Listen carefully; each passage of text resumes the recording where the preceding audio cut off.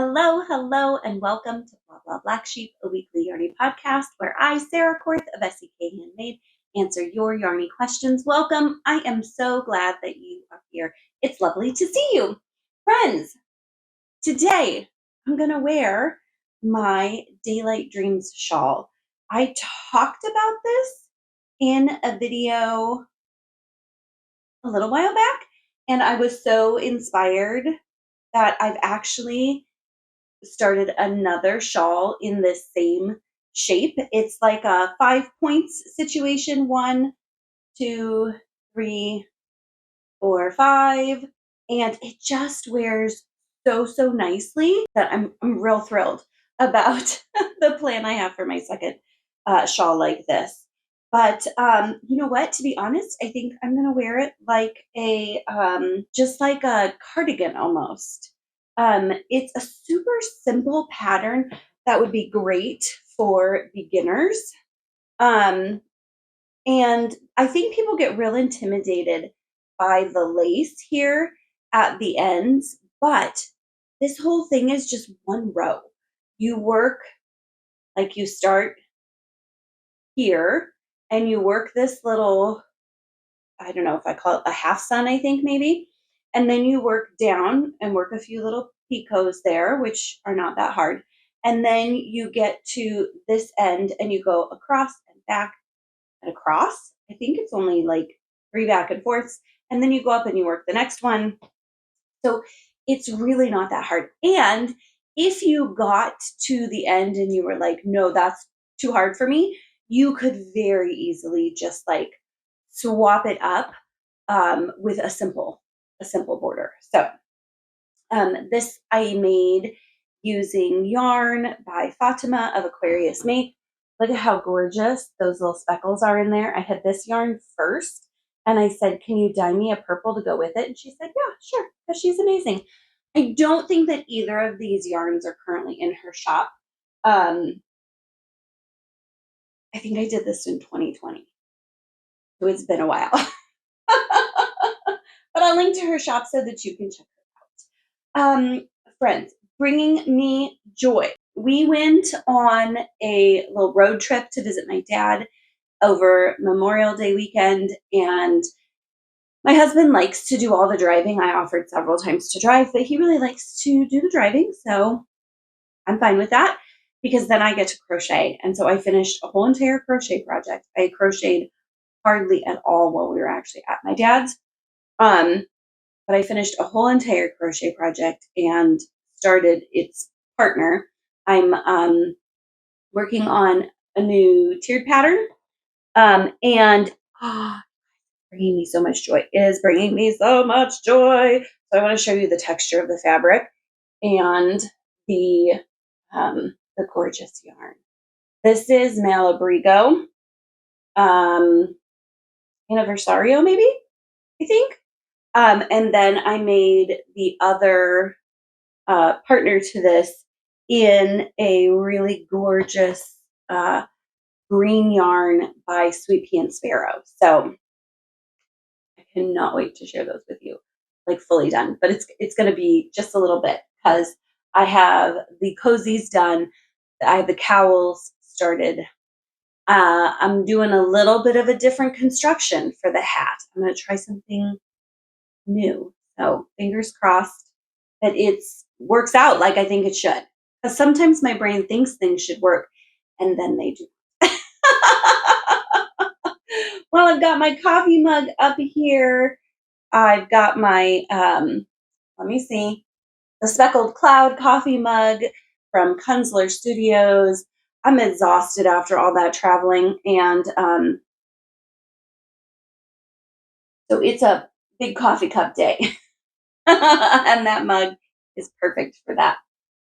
I decided it's funny because when we go to my dad's house, it's further south than us. It's not down south by any means, but we're higher up north than he is. You get what I mean. And so it was quite a bit warmer. And so we came back here and we're like, ooh, the 60s, which I really love. But things are, it's really springing. And so I thought, what's the perfect springy spring earring? this guy is the perfect springy spring earring. It's got little pressed flowers in between, just in the center of the earring, and it's just, other ear. It's just gorgeousness. And I love it, and it makes me think of spring, just like my Daylight Dreams shawl. Quick announcements. I only have one. And I'm not a surprise. No surprise. I didn't even take my top that I have worked on. I didn't even take it. So 0 progress has been made this week. Here's the thing, you guys. I keep telling myself I really should slow down. But then I just get all these ideas and I want to do them. And so that's that. It's almost June. Whip wrap up is starting next week. Right? Yeah. How crazy is that? So I would love it if you would join Whip Wrap Up. We're going to be wrapping up some whips. So if, like me, you've made a bunch of them since January, or you still have a few from January that you haven't wrapped up just yet, come join us. I'll be hosting that in 2 places, on my Facebook page and in my Discord group. So links to join those in the show notes down below. Gosh, I feel like I missed something, but I don't think I did. So let's get to your questions. Yay! Question number 1. My friend gifted me 2 skeins of yarn she bought while on a trip. This was so kind of her, but I'm at a bit of a loss of what to make. It's yarn I've never heard of before, and the fiber content, and a fiber content I don't usually use. Any ideas of how to find the right pattern? Yes. As many of you know, my mom passed away last summer, and so I have had an influx of yarn to my stash that I didn't buy. And some of it is things I absolutely recognize and have used in the past. And other things are totally brand new to me. She was a very adventurous purchaser. I tend to be like, I know what I like and I stick with what I like. So I have the same issue. So we're gonna go to the Ravelry, and I'm gonna show you how you can search for a specific yarn on Ravelry and then find a project to go along with that. So my mom had this whole bag of yarn that I know she was going to make a fun summer sweater out of. And I picked it up while we were at my dad's house, and I thought, I'm going to take it home and I'm going to make a fun summer sweater. So I took a skein that had the wrapper in it and pulled it out, and I have never heard of this yarn before. So let's go perusing on Ravelry to see if we can find a pattern that will be perfect for this. The very first thing you're going to do is log into your Ravelry account.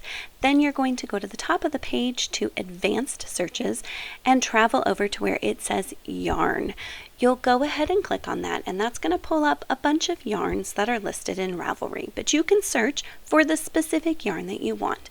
So I'm going to type in the name and the brand of the yarn that I'm looking for and then hit enter. And there she is. I chose a yarn, or I guess I have a yarn that's from a pretty big company. If you have yarn from a smaller company, it might not be listed on Ravelry. But if you can find your yarn, it gives you all sorts of information, including the colorways. But the thing I'm most interested in is right up here with the patterns. You can go ahead and click on that, and then you're going to see a bunch of patterns that are somehow linked to that yarn. You can click on pictures and look at the pictures, or click on the actual patterns to look at the pattern listings. You can see that this pattern was actually designed with the yarn that I used, and so it would be a great match. Going back though, I think that this second one might be my favorite. I really like the look of it. But when I go to the pattern listing, you can see that the actual pattern was not designed in this yarn. So let's see if we can find the pattern sorry, the project that used that yarn. I looked through the first page and realized that this was not the fastest way to find that yarn. So let's go back to our search results, and you can see there are 4 projects that used this yarn, and then we can look at the pictures on those projects that used the actual yarn. So I clicked on the pictures. Let me tell you, this is gorgeous. I think it's a great fit for this pattern. If that's not your favorite, that's okay. You can go back and look at the lots and lots of patterns that have been linked using this yarn. So there you go. I hope that helps. A couple more quick ways to find patterns to go with a specific yarn is to go to the yarn's website. Sometimes yarn companies will have patterns available on their website to purchase to go with that specific yarn. This can be a little more challenging if the yarn is discontinued, but if your friend bought this for you recently, it's probably still available and hopefully there'll be patterns for it. Another option is to go to the Instagrams. This is so helpful because you can look at the yarn manufacturers or yarn dyers Instagram page and see what kinds of things have been made out of that yarn. You can also look up the yarn in hashtags and see if anyone has hashtagged a project with that yarn, and then you can hunt down that pattern to see if it's something you'd like to make. So there you go. All right. Question number 2. Can you suggest a source for your favorite stitch markers? Okay, I got this question a while ago, and the reason it's taken me a while to answer it is I absolutely had a favorite source for stitch markers, and that person stopped making the stitch markers that I love so much. I mean, she stopped making stitch markers altogether. Which is totally fine. She needs to take her business in whatever direction she feels passionate about and is making her good profit. So totally fine. But this means that I need to hunt down a new favorite stitch marker maker. So I did some perusing on Etsy, and I found 2 companies. So the first of all, I had in the back of my brain a company that I really like, and I wanted to find someone else because I really wanted to find somebody who was craft inclusive in their stitch markers, and I found somebody that both has some cute stitch markers and is very craft inclusive. So, Capital Maker is in Fairfax, Virginia, and they have lots of really cute stitch markers. One of the main reasons I am featuring them is because not only do I like their stitch markers, but they also have 3 clasps that you can choose to have put on their stitch markers. So you can either choose a round clasp. So if you are a knitter, you can get the round clasp and use them on your knitting needles. They also have, I think they call it a hinge clasp.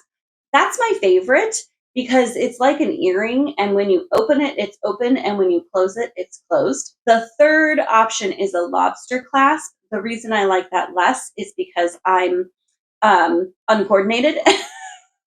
And you have to hold that clasp open with your thumb to get it in there. I just find it more tedious, whereas with the hinge, you just pop it open, pop it closed. So, or if you're like me, sometimes you pop it open, stick it between your teeth, figure out where you're going, and then pop it in there.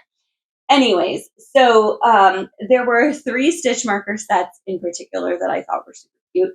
She has one, I don't know who owns this.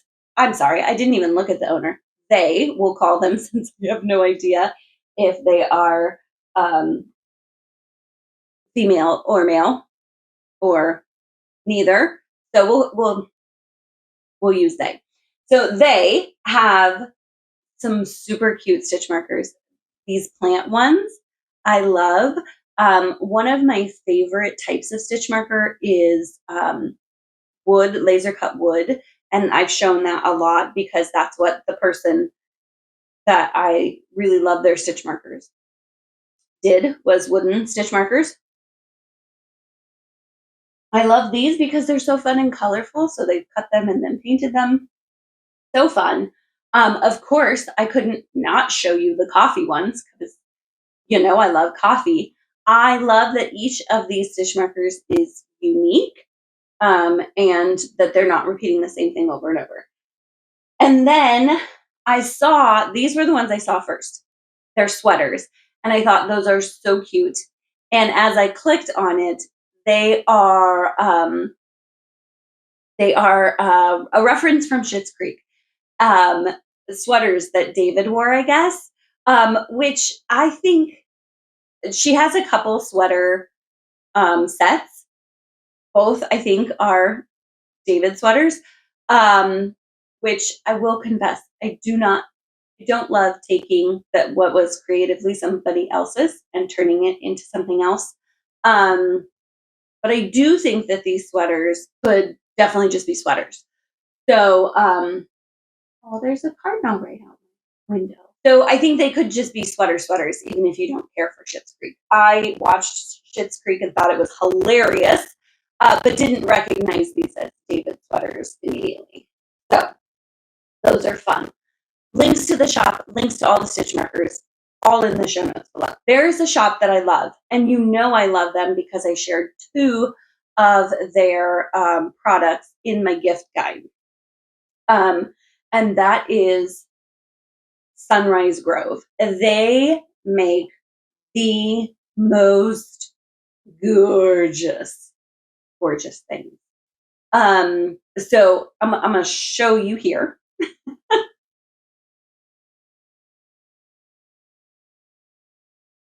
The reason that Sunrise Grove is not tippy top of my list, and this is the only reason they're not tippy top of my list. Their stuff is high quality.